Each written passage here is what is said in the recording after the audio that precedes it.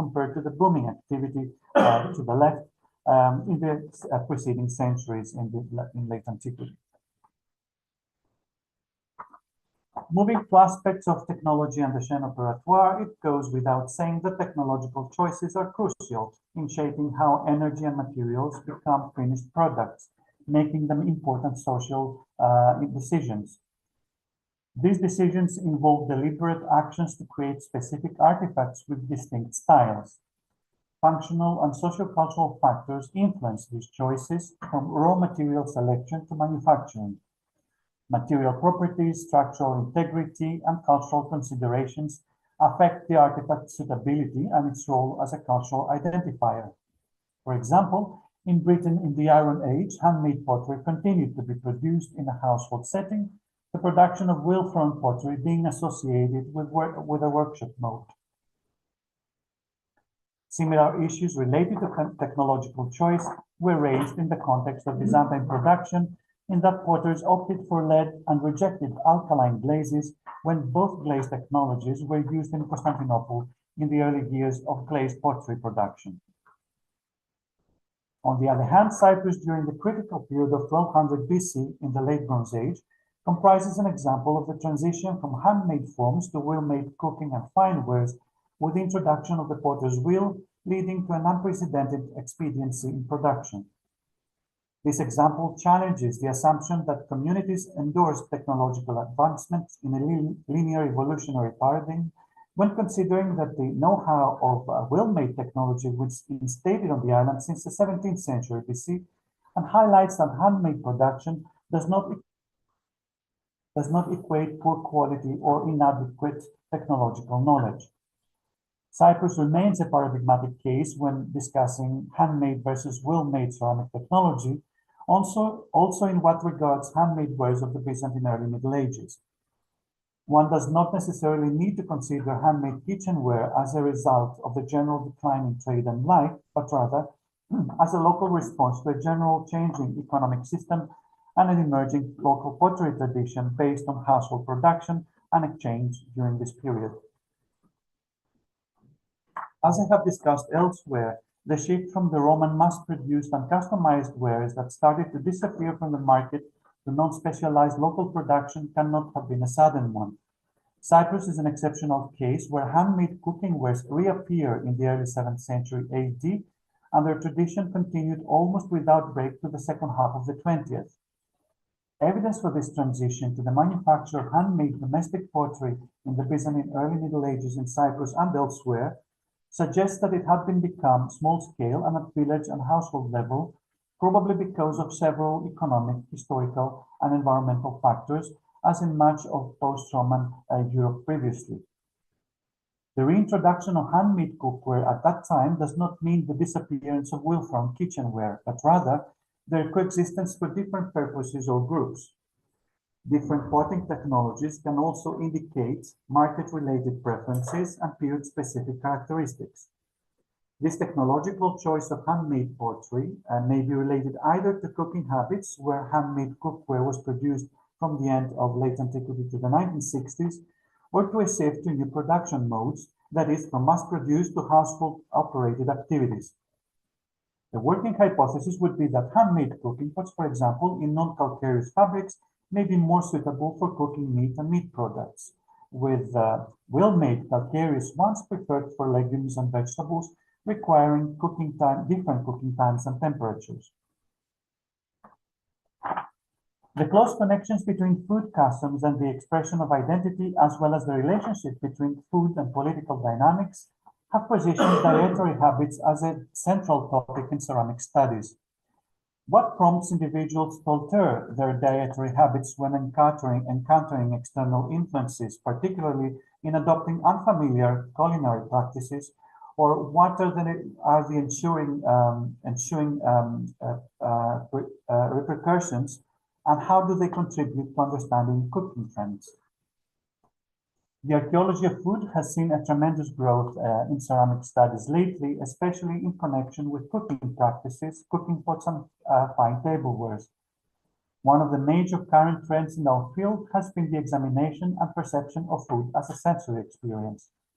As Hamilakis has pointed out, our discourse with subsistence has led us to ignore the fact that eating and drinking are acts of incorporation and that the bodily senses are of fundamental importance, while food and memory are closely linked. On a methodological level, it is of paramount substance that food remnants and all associated evidence are studied based on the sensorial assemblage they belong, bringing together artifactual and bioarchaeological studies, foregrounding at the same time mnemonic encounters and interactions. The painting by Caravaggio on the slide depicts more than just a future archaeological assemblage, incorporating all elements that need to be measured, researched, and discussed within a single context.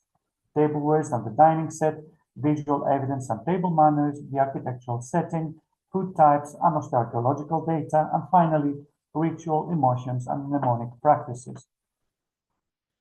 For example, cooking pots and serving dishes, palynological evidence, animal bones, and food residues preserved in the ceramic matrix of relevant vessels found at the Byzantine pretended site of Alexander's Hill in Sagalassos, instead of being treated as diverse archaeological assemblages by respective specialists producing separate reports, were studied as elements of the same assemblage, though not a sensorial one, but as evidence essential for determining the site's character. The study showed that the occupants favored animals with high meat yield, dining on beef and pork, stewed in closed cooking pots rather than just vegetables and fish, revealing a diet like that in Western Europe before the Fourth Crusade of 1204, contrasting the picture sketched by literary sources and previous art historical studies. Although the example from Byzantine Anatolia does not relate to a sensorial experience, it does illustrate how the successful cooperation between specialists and analytical scientists can bring to the fore new evidence on cooking practices, food preferences, the character of a site, that is a defensive outpost in this case, and the identity of the occupants, that is a Byzantine military group. However, we all have witnessed over the past few years the growing trend of approaches to sensory experience and experimental archaeology in ceramic studies, especially on the topic of food and cooking culture. The exploration of cooking practices and the interpretation of Minoan flavors in Neopalatial Crete through collaborative efforts between Bronze Age scholars, ecologists, biologists, and craftspeople is a characteristic case where experimental archaeology and sensorial approaches were combined to comprehend past daily activities. Several observations were made based on this experiment with Minoan cooking, for example, that the Minoans probably kept certain foods for specific food items, such as those used to prepare seafood, considering that cleaned vessels retained the smell of the food, although it was noted that what would be unpleasant and or unclean to us today might not have been bothered people in the past. Most importantly, experiments of this kind may be grouped together under community engagement and public archaeology, in that local groups and interested parties are allowed to use their five senses, interact with specialists approaching archaeological and anthropological topics more intuitively. Cooking, ritual feasting, and community or personal identities have always held a central role in ceramic studies, irrespective of time period or geographical region. A quantitative approach to studying artistic style can significantly enhance the accumulation of evidence regarding shifts in social customs and the functionality of artifacts. For instance, an in-depth analysis combining stylistic elements with quantitative data on pottery, such as variations in decorative motifs, as well as differences in size, shape, and frequency of various vessels, discovered in early and Middle Bronze Age tombs in northern and central Cyprus before 1974, revealed insights into how these artifacts were utilized during food and beverage consumption, serving as means to address the priorities established by the community. The act of communal dining and the consumption of beverages during funeral ceremonies could indicate either a celebration of shared values and heritage or an occasion for public display and negotiation. Through examining residues from feasts coupled with an analysis of recovered artifacts, researchers laid the groundwork for assessing how these objects were employed, to bridge differences and uphold communal values, to engage in competitive displays within the group, and negotiate identities. It is often that material culture has been examined under the prism of ethnic affiliation. The application of Frederick Barth's framework on ethnic groups and boundaries to analyze food waste, cooking techniques, and consumption manners comprises the canvas for the examination of food identities. Ethnography is highlighted as a valuable method for understanding dietary habits and their connection to ethnic identity. It acknowledges the complexity of defining a national cuisine and emphasizes ethnography's diverse interpretations of cultural processes rather than a singular theory. It is in this framework that archaeological data and petrographic analysis were examined to evaluate temporal changes of the Philistine cooking tradition in the Iron Age and the bearing of the relationship between the Philistines and their neighbors. Very hot topic at the moment. The results of such a study not only reveal the preservation of Philistine cooking traditions throughout the Iron Age, but most importantly, it challenged the biblical portrayal of the Philistines as the enemy of the Israelites, suggesting instead a complex interplay of cultural exchange and rejection and a network of political, economic, and social relations within the two groups.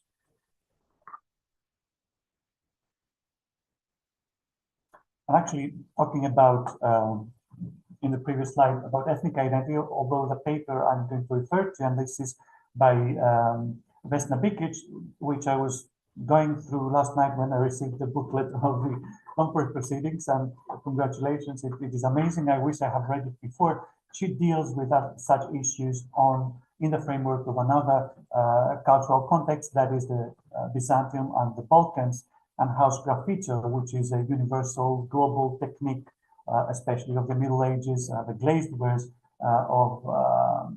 used as a staple, fine pottery.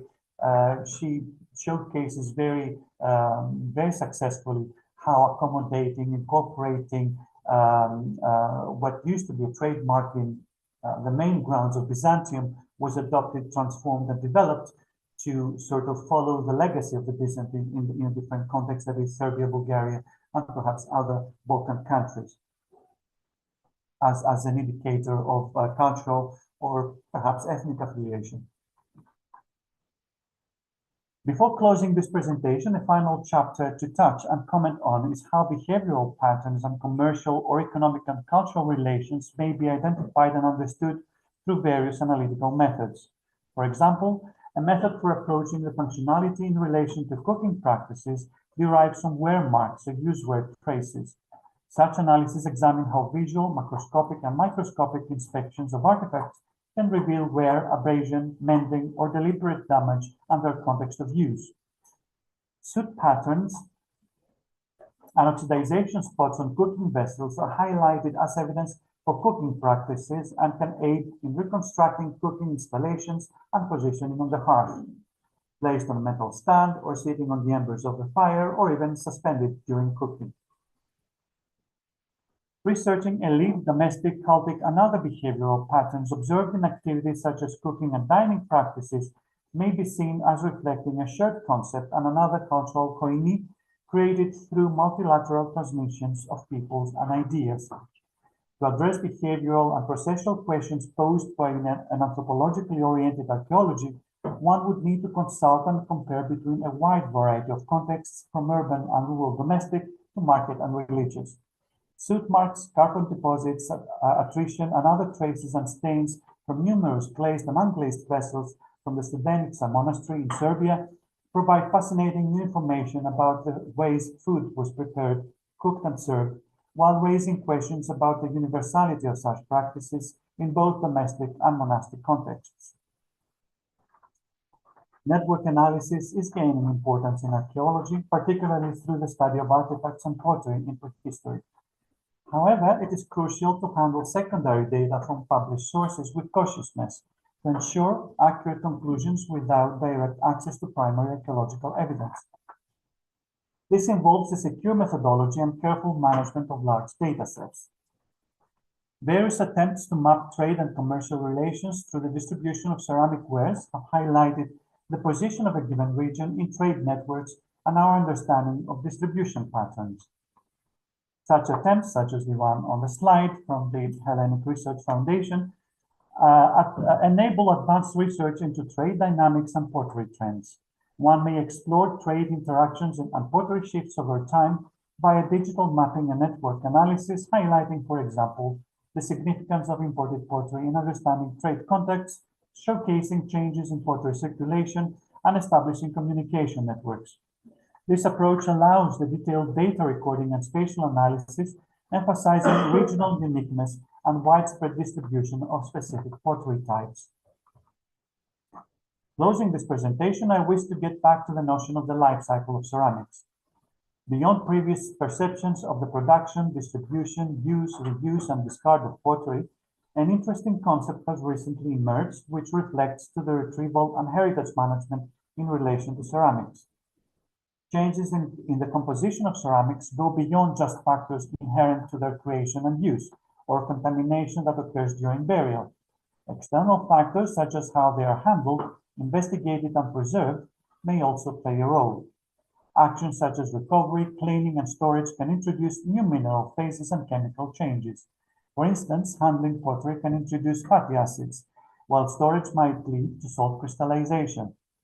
These alterations are significant, especially when analyzing ceramics stored in museums for long periods, as management and restoration practices may have evolved, introducing different influences on the pottery. Additionally, analytical processes themselves can affect compositional data through sampling and analytical variances, calibration methods, and sample preparation techniques. Understanding these complexes is crucial for accurate archaeological interpretations. Archaeometric methods help uncover these changes, aiding not only in interpreting compositional analysis and technological aspects, but also in guiding heritage professionals' work. By fostering collaborations between archaeologists, researchers, restorers, and curators, these studies promote best practices in ceramic preservation and analysis. And thank you very much all for your attention, and enjoy the rest of the meeting.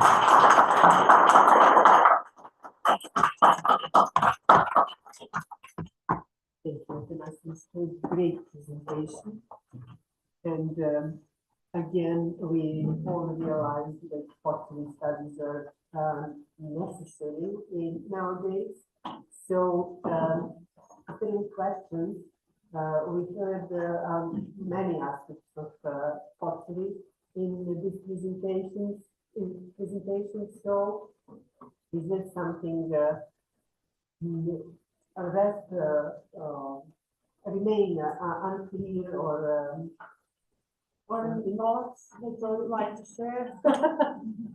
The presentation was intended, Vesna, to cover as many aspects as possible, although as you all evidenced, it is not possible to do that. That's why I only had to go through very superficially, but please feel free to ask things you may need to elaborate, we may need to elaborate on, something perhaps missing, important things that may be missing from this topic that I chose, anything. As you also, I'm a Byzantinist, medievalist, so most of my examples come from the areas that I work. But if you wish also to give examples comparanda to what you saw in your period or region, you may also share with us and discuss it. If not, there will be plenty of time later. I'm sure. I'm sure. Thank you. Thank you. Thank you very much. Now we will have 15-20 minutes break. Our volunteers will bring some coffee, and then we will start with the first session.